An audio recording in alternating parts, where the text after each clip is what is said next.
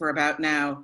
It sort of feels like one of its topics is where the feral meets the domestic, which feels like a topic for our times when all sorts of things are coming into the house that should not be there. And I really love it. And are you going to read a little bit and then we'll have a Sure. conversation? That would be Yeah. wonderful. Well, before I do, I'll just say thank you, Elizabeth, for joining me here. I'm just so excited, and as we were saying earlier, nervous because you're one of my literary heroes, and this is just thrilling to me. I read all of your work, obviously, and we met in person at the Tin House Writers Workshop last year. Where you helped me workshop what has become the story that everyone talks most about in this collection, The Vanishing Point. So I'll read a bit from that. But first, also thank you to Rachel and to Northshire for having us. I've also said this to Rachel, this is one of my favorite bookstores of all time. And we used to come visit you every winter when my family went to Vermont every winter. So this is really a dream come true. It's favorite bookstore, favorite author. I'm just so excited. So thank you. And yeah, thank you for asking me to read a little bit. I'll read just the first few pages of The Vanishing Point for you. Diana puts on the deer head when she gets home from work. She's constructed the steel frame to rest comfortably on her shoulders. The felted aluminum plates lend her face the contours of an airplane hangar. At first, the snout tubes were uncomfortable, but her nostrils have toughened. She gives Jehovah's Witnesses a shock. She toyed with the idea of moving to Canada, but she'd done the moving for a new life thing before. New places quickly become old, as do clothes, habits, and men. She'd always returned to herself. Diana needs a change she can't come back from. She's modeled the head on a vision that keeps her up at night. One she pulls tight around herself as she sits in rush hour traffic. She longs for silence. The vision burrows into her and spreads as she eats lunch at her desk, as she revises a research paper she'd hoped would earn her tenure, and as she locks her biomechanics lab for the night. She sinks into the deep velvet woods. The fawn had appeared in the untamed field behind her childhood home. He'd grazed in the shade of the magnolia tree, one hind leg pulled up in pain. As the fawn had tripped after his mother, Diana and her father had mourned his certain death. Their grief was premature. He returned the following spring, and though his wound had healed, he still hitched up his hind leg. As he grazed with his mother and sure-footed sisters, he bowed his muzzle, revealing the buds of antlers. He's a survivor, Diana's father said. Diana studied the fawn through her father's binoculars, his flanks rippling as he shivered off flies, the white flash of his tail, the way his legs tucked up as he leapt the stone wall like an ocean wave. She watched him from her bedroom window. The fawn, now a stag, returned every spring. His sisters started their own families and moved on. His mother stopped accompanying him. Diana constructs a torso with materials she'd used to design a durable exosuit for soldiers. She builds outward, adapting her S-shaped spine to the deer's rolling curve. She sets the torso at an incline, repositioning the foramen magnum, the great hole through which the spine connects to the skull. The frame relieves the stress four-legged motion exerts on her joints and enhances her muscle propulsion to rival a deer's. She runs bicycle brakes cables down the lengths of her legs, tipped with steel hooves. She fabricates sensors for her eyelids to open and close her deer eyes. She preps her gut for a deer's diet by boosting her roughage intake, swapping out lean cuisines for salads. After a week, she ditches the salad dressing, then the croutons and nuts, and finally the bacon bits, until all that's left are greens. She mixes in some grass from the esplanade and shredded maple leaves with an aftertaste of decay. Last year, she'd almost completed the kale and cauliflower diet, but this is worse. The leaves stick in her teeth, the grass bunches in her throat. To enable digestion, she considered fecal transplants that would boost her microbiomes, but a consultation with a biologist yields a more elegant grazing method. She masticates the grass into a pulp, which she spits into a tube connected to an artificial stomach, converted from a colonoscopy bag. There, the grass is broken down into a smoothie of volatile fatty acids and cultured microbes, which Diana consumes through a straw. She still doesn't enjoy the taste of grass, though she's tried every local variety from the sweet lawn outside her lab to the nutty scruff along the I-93. She has become accustomed to the bitter hint of insecticide. And I will stop there. Oh, it's such a great story. Um, so let's talk about that story a little bit. Or I'm going to ask you a more general question, which is, I feel like there's sort of a combination of stories that seem either more imaginative or more reality based. But one of the things that I love about the book is that at least two of the stories that seem more, whose concepts seem sort of fanciful, this one and Burn Rubber, Mhm.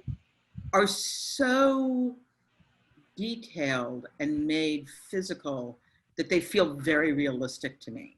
Mhm. And I'd love to hear you talk about where you think your work, your feelings about, realistic fiction or non-realistic fiction, just if the word is intolerable, and how you think about your own work. My own realism. No, that's great. Yeah, I think sometimes the fantastical can get at the real in a way that realism can't. And I think we share that in our fiction, that love of finding the absurdity in the everyday life and then pushing it to an extreme, to get at something that's niggling at a character, or that's traumatic to a character, whether it's something small or something large and looming in their life. So um, that's what I'm interested in, is that blurry place between reality and fantasy, and pushing it to a place where it's still weirdly believable through detail, through very specific detail, um, but that can't possibly be real. Like there are parts of The Vanishing Point that can't possibly be real, but hopefully they're believable because of the detail that um, the detail through which the character inhabits this other body. And the same in Burn Rubber, that it certainly verges on the impossible that a woman could actually live in her car for such a long amount of time without leaving the confines of this space, but hopefully through the details of her body deteriorating and the smells in this car and the food wrappers and all of those details, it feels like a believable space even though it's not. Yeah, so I think that's really perceptive, and I see that in your own work too, that love of the absurd grounded in reality. It's the Tupperware containers and Burn Rubber that, because that story unfolds in this way, this very particular way that you don't understand where it's going when it Mm-hmm. starts. And it makes me think. I was once at a magic show and somebody did something and I heard the one behind me go, "What?" Which seemed like the highest compliment for a magician. And I felt like I had that moment when I read that story. What's the start of you thinking about that exoskeleton, which is Mm. so vivid, both in how it exists in the world and then how the story is about a woman who decides to live in this exoskeleton and keeps her very human body you're always aware of inside it, which is another Mm-hmm. thing that makes it fall into realism in a way for me. Where did that come from, that notion? A couple different places. So there is actually a man known as the Goat Man, who, it sounds to me like somebody that you would probably know about, Elizabeth, the Goat Man, who he's a scientist. I forgot his actual name, but he created sort of a rudimentary goat suit. It was not in any way as complete as the one that Diana builds for herself, but he had sort of a fake stomach so that he could pretend to eat the grass. The grass would go into a bag so that he would appear to the goats as though he were eating with them. And he made himself this sort of stilt-like apparatus so that he could walk on four legs. And he lived with the mountain goats for just a couple days, I think. So he wasn't as committed to it either as Diana, but yeah, and so I've seen pictures of this guy, and I read some articles about it. I think he was doing this a few years back, maybe 4 years ago, 5 years ago. So that was where the seed came from. And then when developing the suit, um, at Boston University, there was a group of professors working with a lab at Harvard, and they were creating an exosuit for soldiers to help them carry more weight and walk longer distances. It was a biomechanical suit that worked with their body's forces to help them in the field. So in researching that suit, that kind of helped develop the details of this deer exosuit. And then I talked to some scientists and somebody at MIT about biomechanics and different ways in which animals can teach us about our own movement and what we can learn from them. One of them was studying snail slime as a way to to enhance some sort of adherence in I don't know, it was very complicated, but it was snail slime, which was just really cool to me. So yeah, so that was the seed, and then I kind of grew it outward from there through research. I've tried, we go to a Renaissance fair in Texas every now and then. There's a guy there who's got a very complicated centaur costume in which but he can't move. Like, he clearly gets set up and then just stands there. And I've always tried to write a short story about him. And oh my gosh. See, I love Renaissance fairs. I have to say, we got obsessed with the one in Connecticut last year, and we went, and my daughter, who might be watching, so hi, Amia, if you're there. And we went every weekend, and she called it the Silly Fair. And it's a very inspiring place for people who love the way fantasy and reality can coexist. So I would love to see that centaur. It is, I mean, and I can see why it appeals to you, because it's got that, at a Renaissance fair, there's a lot of stuff that's just unlikely, but there's also just joy and menace at the same time. Well, let's talk about let's use that segue. Okay. Because one of the other things that happens in these stories is they feel quite perilous in this way that's really interesting, and in a way that moves them forward. I'm thinking of Beware the Undertoad. There are a couple of other stories that in a way, if you looked at the event, there's not that much event, but they're quite propulsive. I think particularly with Beware the Undertoad, which is told from the point of view of a girl over several visits, or I don't know exactly what the time period is, and this sort of dangerous crush that she has. That I love the fact that the story doesn't ever draw back and say, of course, this was really nothing, like nothing really happened, or why was I so wrought up? It is about a lot of stuff. It also replicates that sort of intensity of feeling that you have when you're young and you don't understand the way the world works and what is good and what is bad. And there's a lot of danger in a lot of the stories that is extremely compelling.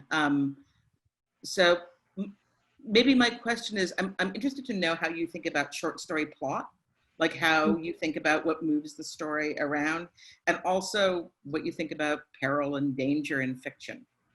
Oh, what a great question. Well, it took me a while, I think, to loosen up, if I can put it that way, with writing short stories, where they don't need to be, or at least in my opinion, they don't need to be tied up in a bow at the end, and we don't need to have a very plotted story, where there are other things, like you mentioned, that can create that sense of propulsion, whether it's the form itself, or the danger inside of the situation. So I love that question, because I think, particularly with that crush and with girlhood, I mean, generally speaking, I think not much happens when you're a teenage girl, although you want things to happen and you're not quite sure what you want to have happen. So there's a sense of danger there too, where there's something that you want that you haven't quite been able to articulate or to grasp, and it feels at once really enticing and really dangerous. So I would hesitate to say that the Undertoad is a straight metaphor for that, but it's definitely a bit of an embodiment of that sense of dangerous propulsion toward the unknown, and something that both waxes and wanes with the girl's maturity. So it feels sometimes more dangerous and sometimes less dangerous, depending on how she is feeling about this boy that she has a crush on, or the other girls that she encounters at this beach that she returns to summer after summer. So that's sort of a roundabout way of approaching both of those questions, I think. That I think there's so much room in a short story to play with movement, and it doesn't necessarily need to be through plot, but it took me a long time to get there. So I'm glad it came through in that story and some of the others as well. And then that question about danger and ferocity and the parts of the world that are beyond our grasp and when we're children, that was the other theme, I think, within the first third of the book, is really that that terror beyond the threshold of adolescence and what could be lurking there, and you don't quite know. Although you hear rumors and jokes, there's a sort of there's a dirty joke in the undertow that was told to me when I was around that age, like 13, and it's still terrifying to me, and I don't understand why it's funny. It's not like, dirty jokes aren't particularly funny. They're more, they make you feel very uncomfortable, and that was sort of the way I approached the fear of adolescence. So you were talking about the stories in the first third. Mm-hmm. I'm always interested in how people put together short story collections, and I'm interested, like, what's the newest story, what's the oldest story, and how did you always know that there was going to be a sort of a movement of age to the book with the two pieces about Animal Wife bookending? Yeah. No. So the first story in the collection that I wrote was the first one in the collection, Animal Wife, which started as a young adult novel. I had written a young adult novel prior to this book that didn't end up being published, which is fine. But I was still very much in that mindset of wanting to write about adolescence and about a lot of those things that we were just talking about, that threshold of understanding. And that carried through into this story that at first I thought was a novel. And I wrote hundreds and hundreds of pages. I am not an economical writer. Yeah, and we've talked about this too. And you had this great phrase, I remember, from Tin House, that you are the type of writer, or you were the type of writer who looks for the cow in the butter, based on the woman who carves butter sculptures at the fair. And so you get the block of butter and then you have to, like, find the cow in it. And I'm that type of writer too, where it's like you start with, like, all this cream and, like, butter and stuff, and then it's like, well, what is it supposed to be?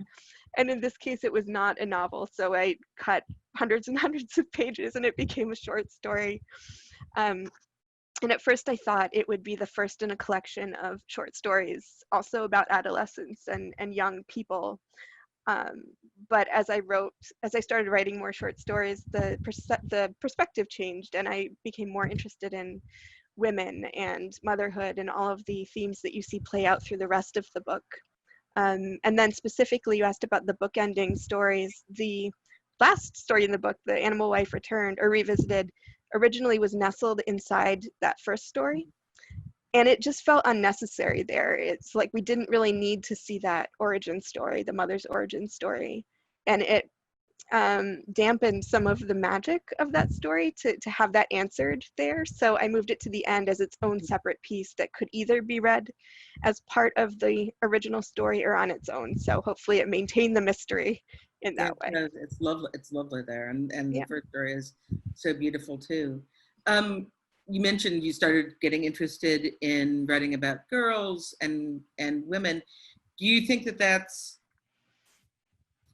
your subject? Is it just the subject of this book? And how did you realize that you wanted to write about? Because it feels like a thematic question for the book in a really interesting way. And I want to ask you other questions about writing about bodies, but specifically female bodies. Yeah. In a moment. But was it the further you wrote, the more interested you were in it? The older you got, the more interested you were in it? I'm not quite sure how it evolved, except that,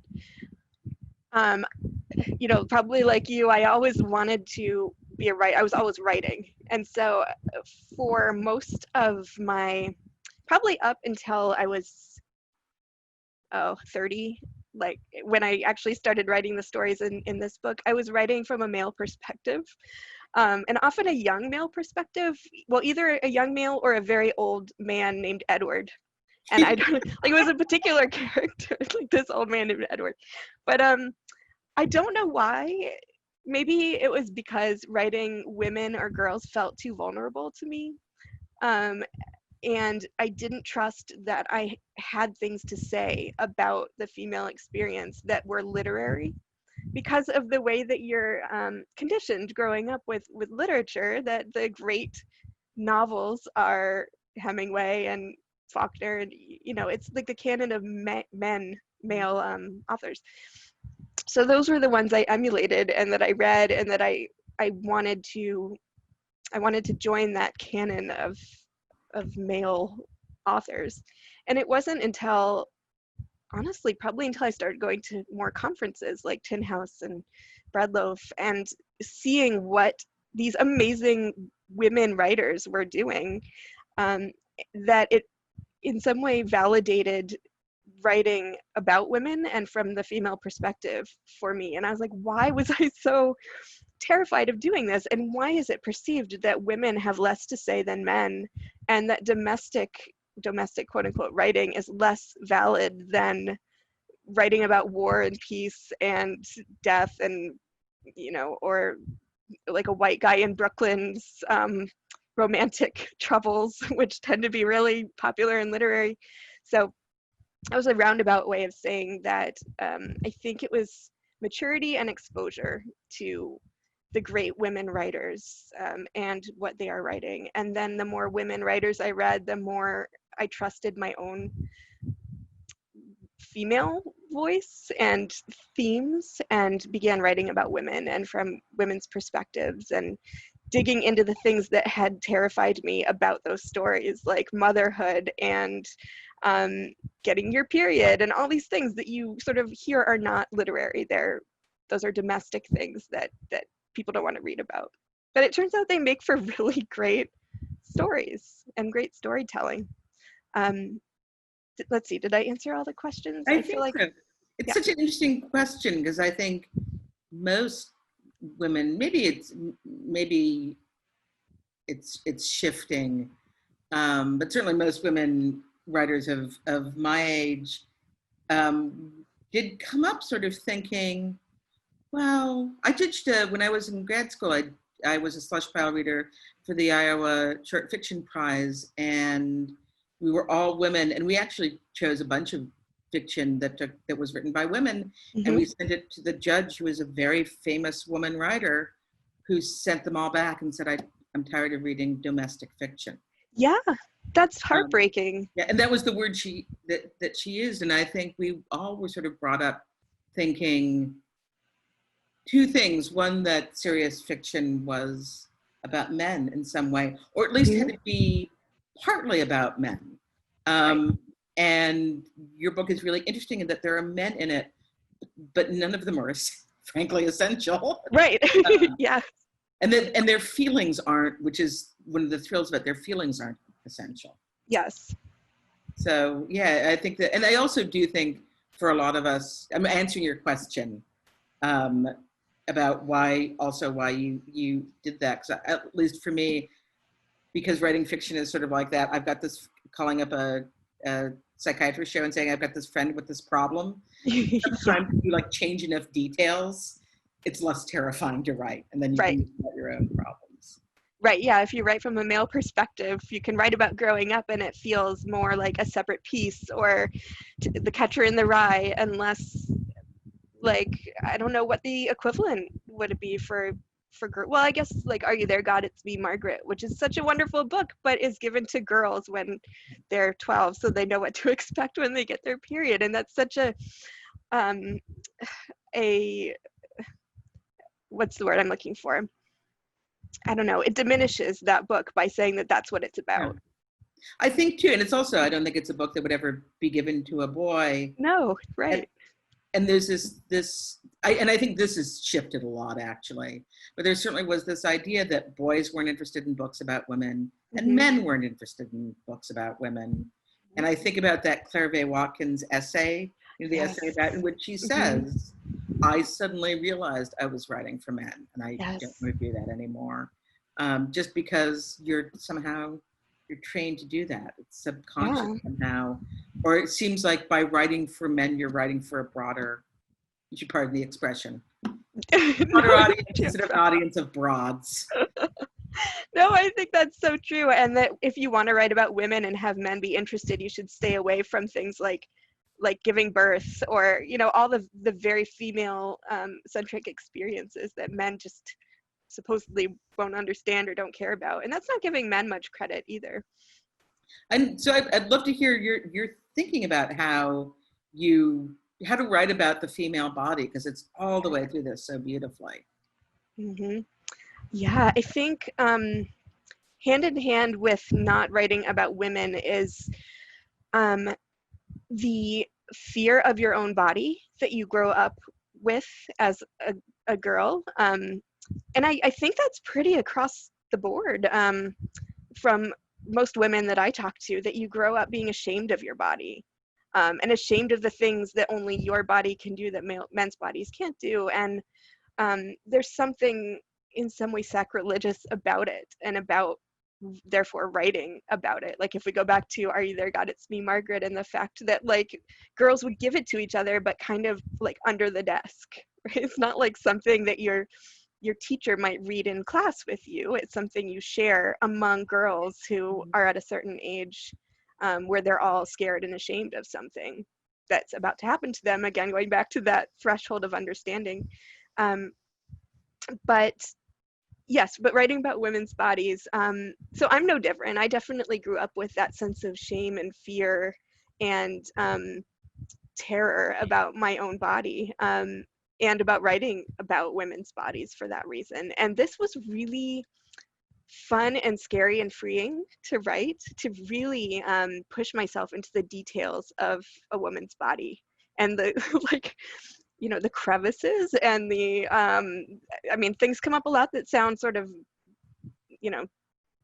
I don't think they are disgusting, but others you could point to it and be like, oh, I don't want to read about that. But like the scent of a body and the times in which you feel uncomfortable in your body when it rubs up against your clothing in an uncomfortable way, or sex, which can be terrifying and uncomfortable often. So I think writing about those things was freeing, and I just tried not to think too much about what honestly what readers would think about it. So it's a bit shocking to me now that people are reading it. I just never really thought about that. It's the only way to write, isn't it? I think so, yeah. Or else you'll always see somebody going, oh. It's like, oh, I don't want to be urine in a car. Yeah. I also, there's a line about one of the characters thinking she was taught that she could get her period at any moment, so she just expected it at all times. Yeah. I remember thinking that when I was 12 or 13. I was like, oh God, like when will it strike? It was this this terrifying unknown thing. And then like your peers too are kind of like, it's a secretive, scary but interesting thing that's going to happen to you. And it happens to you. It's not something, I think with women's bodies also, probably, well, with men's bodies too, like things happen to your body that you can't control. And that is really scary, I think, both for children and then both for people who like to have control. And I'm somebody who likes to have control. So the thought that my body will do things that I don't want it to is, woo, yeah, that's horror story right there. Intolerable. Yeah. Like the horror story. It's true. Are you a writer who reads when you write? Yes and no. And I think I wonder if this is what you're getting at, but like, I read voraciously, but I try to stay away from things that might be similar to what I'm writing, or that I think might be similar. So, and I have this whole stack on my bedside table of things I'm dying to read, but I'm just afraid that I'll steal subconsciously when I'm writing something. Is that what you do too, or do you read while Yes, you're but I writing? also really want to know what's on your bedside table now. Oh, You don't have to. yeah, I have right now a big stack of Red Hen author books that I've been reading. So Rachel and I were talking before the event. We have a friend in common, Amy Shern, who's a Red Hen author, and her book Unseen City is coming out this month. So I just finished that, and it's extraordinary and just so beautifully written. So I just finished that one, and then I just talked to Marie-Helene Bertino, whose book Parakeet just came out, and that's another one. I mean, she's just a powerhouse of a writer, so that's amazing. What do I have on my bed? I should like go back and look. Whenever someone asks me that question, I forget every book that I've ever that I've ever heard of. So that's all I can think of at the moment. But I have a big stack.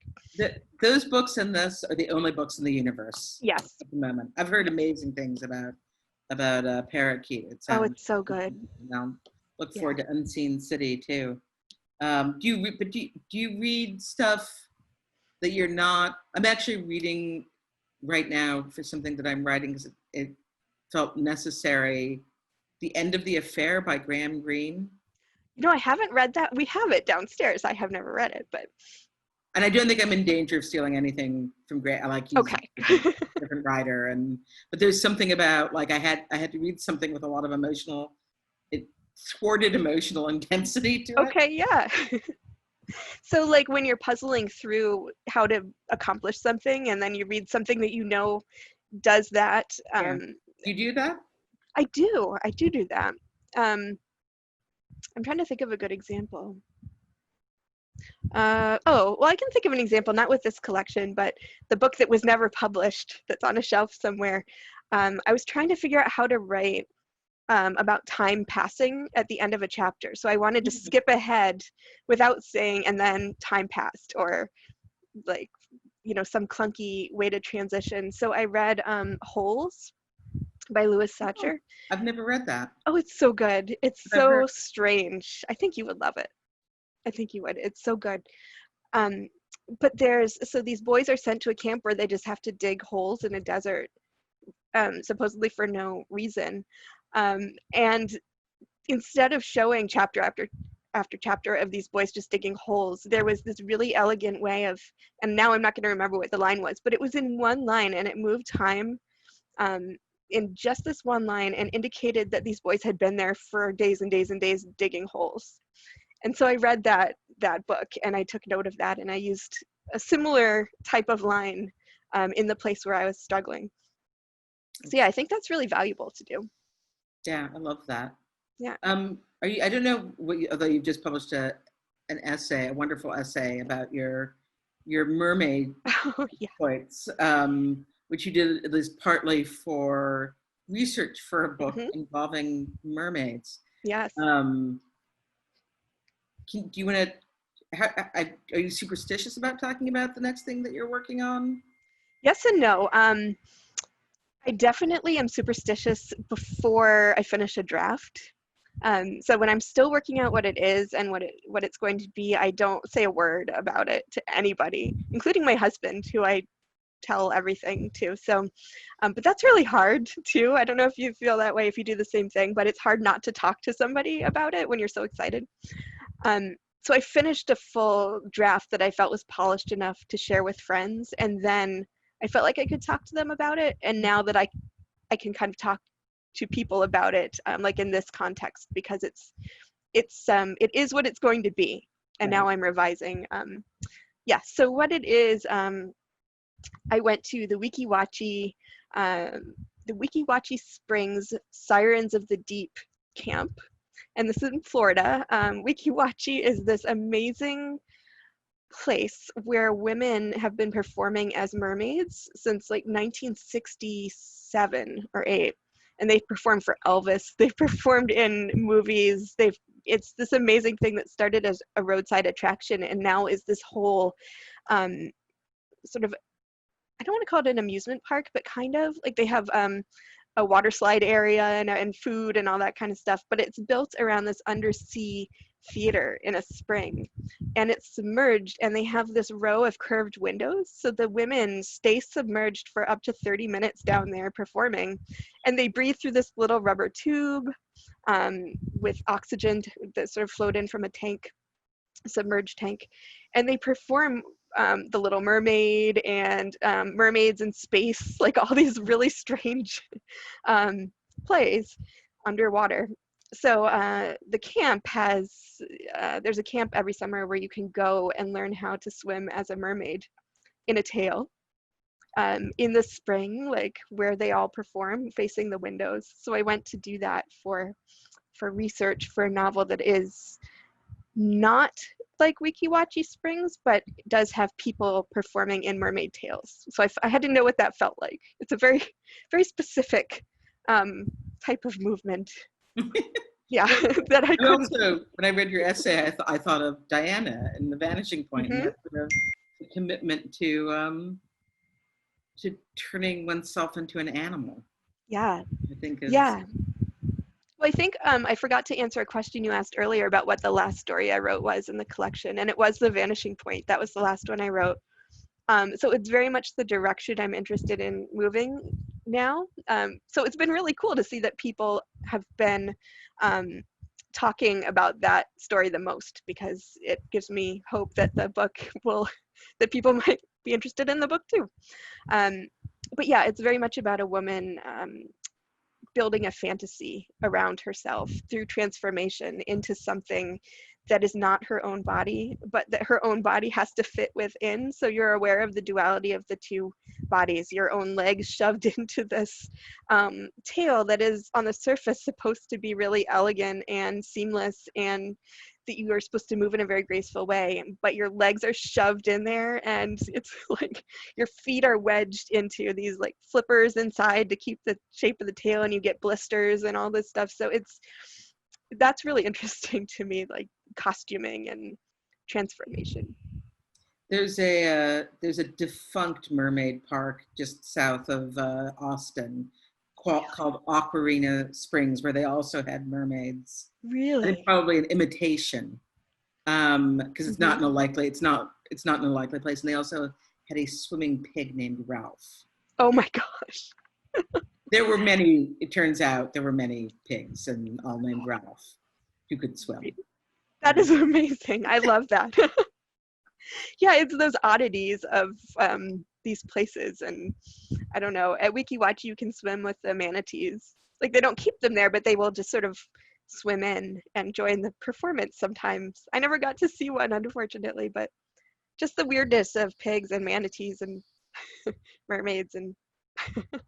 But I think that sort of what your book is about is actually that the world is stranger than people give it credit for. And so even though some of the stories are about this sort of weird longing to be for wildness and strangeness that might seem extreme, but you only have to look at the world to see it manifest in places like not the Mermaid Camp, which is years after they started doing the events for people who are not in their 20s as the mermaids, teens and 20s, but long to be able to transform themselves to court their wildness. Oh yeah, and it's so in many ways joyful, I think, and then there is a point at which it can become damaging, and I'm interested in that moment too, what the tipping point is from empowering and joyful into damaging and self-destructive. But as far as how we see it manifest in the world, probably in both ways, and like the Renaissance Fair is a place where it feels very joyful and earnest, and then I don't know, other places probably, if we just look at current events, we see people finding the absurdity within everyday life in a really damaging and destructive way. So I don't know. It's that fine line between the Renaissance fair and a Trump rally, probably. Or extreme plastic surgery. Right. Or, Yeah. Like wearing a Halloween costume and actually like transforming yourself into a cat through plastic surgery. And yeah. yeah, and I would go so far as to say, if you actually want to transform yourself into a cat that through plastic surgery, that's fine. But accidentally transforming yourself into a cat through plastic surgery, that's where I draw the line. That's Yeah. what seems really, really sad. I want to read that story. That would be an accidental transformation into a cat. Lara, this has been so wonderful. And I think I'm looking at the clock and the note to, if it's time to turn it to Rachel and to audience questions. Yeah, look at that. All these That's mostly been me putting links to all the great books you guys are talking about into the chat. But audience, if you have questions for our authors, please type them in there. There was one comment from way back, which I just wanted to mention, which was when you were talking about the goat. It's Tom Waits is his name. Thank Tom you. Waits, the Alpine Goat Man. So Thank you. And I see Stacy pointed that out. Thank you, Stacy. Of course you know who that is. So that's awesome. So I would love to kick it off with an audience question of my own, if you don't mind, which is, Lara, from what you were describing, it seems like you have a very intense editing process. You know, if you were taking a novel and cutting it down to a story and then finding a whole second story in that. Yeah. And I wondered sort of how that part of the process worked for you. How do you, what, is it all instinct? Is there a lot of time and space that you need? Like, because that's a very drastic thing to discover that your novel is a short story. So I'm just wondering how you approach the whole editing process. Oh my gosh, yeah. I'm still approaching the editing process and trying to become more efficient. And I think it's working slowly, but yeah, I'm definitely at heart the type of writer who writes just just like throws stuff up all over the page, and then I go back and see what's in there. So I do a lot of longhand writing, and then when I feel like I have enough that I won't be staring at a blank page on the computer, I type it all in, and I'm always very excited to see that I have like 100 pages worth of something, and then a little dispirited to realize that maybe only 20 of those pages are worthwhile, so then trimming out the other 80 pages. So it's a lot of that for me. Is a lot of like writing, and then finding the heart of it, and it's usually just a percentage of what I've actually written. And then I'm getting better, I think, at finding the story earlier.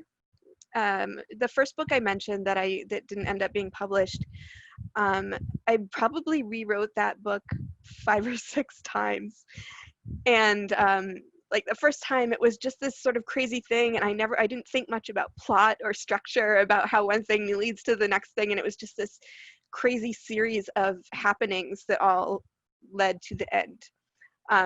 And then the second time around, I tried to write it so that it actually flowed from beginning to end and made some sort of coherent sense. And then I think I kind of figured out what the book should be and rewrote it a third time, and then got input from an agent and rewrote it a 4th time, and then talked to some editors on the phone and rewrote it a 5th time. So that was a little heartbreaking that it actually wasn't published, because it's like 6 books I wrote right there. But I think now I'm approaching the writing and editing process from really trying to figure out what the story is in the first draft, and then deepening it and revising it from there, as opposed to needing to take so many drafts to get to the point of what I'm trying to say. And who knows, maybe that feels like what I'm doing in this current book, but maybe the next book will just be a mess again. I don't know. But Elizabeth, you and I talked about that at Tin House. I remember I asked you, after you mentioned this great cow in the butter metaphor, whether you'd found any tricks for becoming a more sort of economical writer, and I feel like maybe you said no. I said no, yeah. I don't know, because I'm very uneconomical and have to write. And I haven't found any tricks, but I have found peace with it. That's great, yeah. so that it becomes easier to, and I also think that means writing my first drafts are more fun because there's a sort of, I'm more aware that I'm improvising and that I don't need to make all the decisions beforehand. Because I don't enjoy trying to make decisions beforehand. I don't either. That just takes the fun out of it, right? Like, that's sort of the fun of just writing something, whether it's longhand or typing it or speaking it out loud and dictating, but just the discovery process of what the story is. And I definitely really love that part too, which is why it takes me so long to get somewhere. But yeah, I think making peace with it is some great advice. And I wonder, because your prose is so beautiful. You write really just lovely sentences, and I wonder whether it's impossible to spend that much time thinking about it, because until the story is made out of sentences, it doesn't exist. Yes. Yeah, and I'm interested actually to hear from you about that too, as someone also who loves language and the specificity of words, and that there is the right word that you need to find to complete this sentence. But yeah, I think I had to learn early on not to spend too much time line editing until the story was there, because I would polish the sentences for so long and they were perfect, but then in this next draft I got rid of them all. So it was like, it wasn't a waste of time, but yeah, it's painful. It's just, I mean, you learn something from it, but now I would much rather wait until the like the body is built before putting the, making it beautiful. Yeah.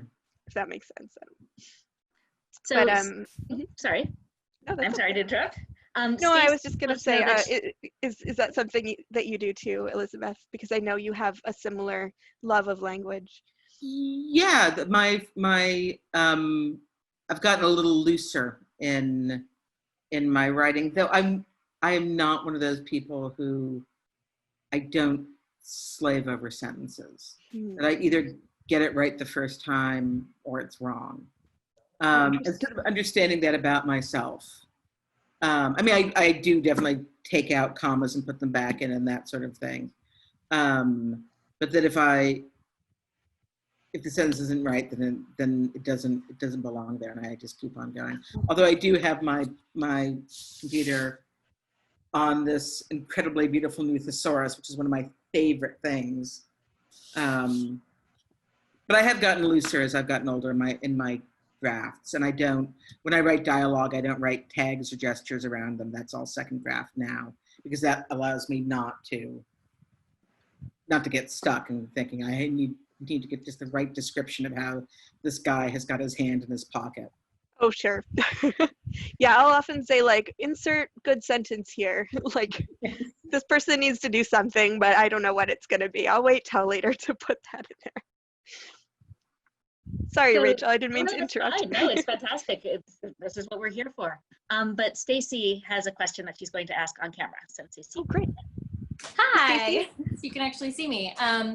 Talking about kind of danger and peril and horror and, what you said earlier about the body being the most terrifying thing for you. But for these stories, kind of which story scenario or thing that happens within one of the stories, if not the story itself, sort of is the most horrifying for you? What is the scariest story in the book for you? Oh, now you're asking me to be very vulnerable here, but I'm here for it. I'm okay. Let's see. I think I would say probably the Undertoad. And that Elizabeth kind of aptly picked up on that one as being both one where not really too much happens plot-wise, but where the danger is all in this girl's shift from childhood to adulthood or young adulthood. And I think that period was terrifying for me, particularly around crushes and in trying to communicate with boys in general, but much less with a boy who I liked is sort of impossible. So I think trying to write both that aspect into that relationship, the central relationship of the story, where the girl kind of, these two characters circle each other but don't really have any sort of meaningful interaction. And then the scene on the raft at the end, which is, I have to say, completely made up. I did not have that lovely experience with a boy on a raft or anywhere else, honestly. But it felt very dangerous to me to write about a moment in which a young couple did venture towards some sort of physical intimacy, because that's not something that I experienced as a young person, because it terrified me. And so thinking, like, putting myself back there and trying to occupy that mental and emotional and physical space, and having a boy initiate some sort of intimacy, that to me was a terrifying moment. Both for me and hopefully for the character too, as she kind of freaks out a little bit. And that's probably what I would have done too. That was a good question. Thanks. So we've got a comment in the chat from Margaret, who says that she loves hearing about how many times you wrote and rewrote a book that remains unpublished, that it's heartening as someone with a similar process. So thank you for sharing that. You are welcome. Hi, Meg. And then we have time for one last question, and there is a great one from Eleni here.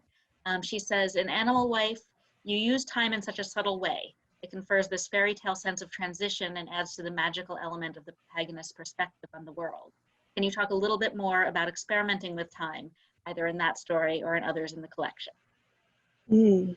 Yeah, that was actually a challenge that I consciously was working on when writing a lot of these stories, this how to move time along. And yeah, I did touch on that earlier with Holes, and just that challenge of moving time along in a really short, in a small space, and how you can hint at either a couple days or a few months, or in some cases years and years, and get through it, but in an interesting way that feels, to use Elizabeth's word, propulsive. So it's a pet peeve of mine in books where people say something like the next day, or and then 3 hours later, or whatever. That's just so clunky and, to me, lazy.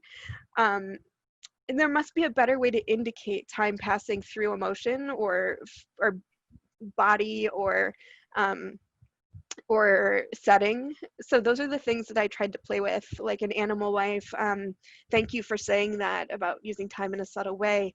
I really tried to use setting to move time along. So the stone wall rising as the father is building this stone wall, and the pond that he uncovers in the backyard getting more and more full, and then just the characters.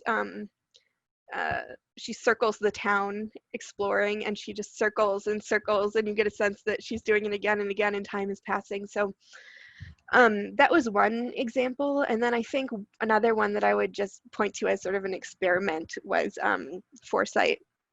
And that's a flash piece where a character drinks a concoction called Foresight, and she can see all the different choices that she might make and how her life would branch off from them, and then how a choice she might make in one of those lives would branch off in all these other directions. So the challenge there that I set for myself was how to write not just one whole life, but however many lives are indicated in that story, something like 10 to 20 lives, just within a couple sentences, and see if I could do that and how to do it. And it was really fun. I think time is a really fun and challenging thing to play with in fiction.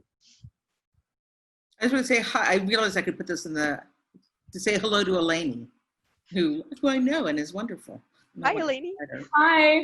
I realized I could have put that in the chat, but I know. Hi, no, I'm glad you said it out loud. And no, it's so great to see recognizable or like faces I know. Hi, Meg. And my cousin was here a little earlier. I don't know if he's still here. And I saw I think my parents were down there for a while. So it's also terrifying though in this format when people leave. You see their name go away and you're like, oh God.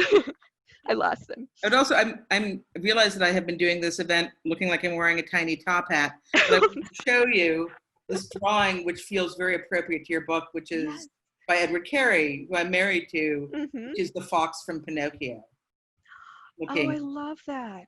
in his I suit. I love his work too. I follow him, either I follow him on Instagram or you post his sketches on Instagram, but they're just so great. Yeah. And But I I didn't can realize it looks like I'm wearing a tiny top hat. top hat. It's fun to see people's spaces too. Like Rachel, is that your house? Yes, this is my dining room. Oh, I love that. It reminds me, I've seen pictures of Elizabeth's house and it's sort of similarly chock full of really wonderful things. Like I the had to house hide, I grew up in. yeah, like the house I grew up in, right? Unfortunately, mine is just like a blank wall behind me, so that's why like it's a slanted wall that you can't put anything on, but you both have incredible dining rooms, I must say. It is one of the weird joys of this time is the sneak peeks into people's faces. It's Yes. Sometimes pets show up and kids and Yes, right before the Zoom, my cat walked across the screen. I got a cat butt in my Zoom, but he hasn't come back. I don't know where he went. so unfortunately I could stay here all night, but we are just about Yeah. out of time. This has been really fun and amazing. Lara and Elizabeth, thank you so much for being here and for sharing with us and talking to us, and it's just been a lot of fun and great, and thank you for your generosity and vulnerability here. Oh, thank you, and thank you for having us, and thank you, Elizabeth, for agreeing to join me. This has really been fun. Oh, my pleasure, Laura. It's a beautiful book, and Thank you. I'm very excited. Congratulations. Thank you. And we'll have to come back next year when you'll have let's do a pitch quickly for your collection that's coming out in the spring. Yes, sold. Let's do it. Yeah. I would love to. I've If been we have like very 1 excited second about left. Yeah, tell us what it's called and when it's coming out and when we can expect it. The Souvenir Museum, April 2021. Okay. Okay, I'm we're there. all there. And we can order it now, right? We can pre-order? Yes. Yep, it is up on our website for pre-order. I'll quickly put a link in the chat. There it is. And thank you everyone for being here. Thank you audience. We will be back next week and for the foreseeable future with more great online events. Next week, one of the features is Maza Mengist, whose book was just shortlisted for the Booker Prize, and that was going to be a lot of fun. So come on back, everybody. Thank you to our guests tonight, and have a great evening, everyone. Thank you. Thanks. Bye.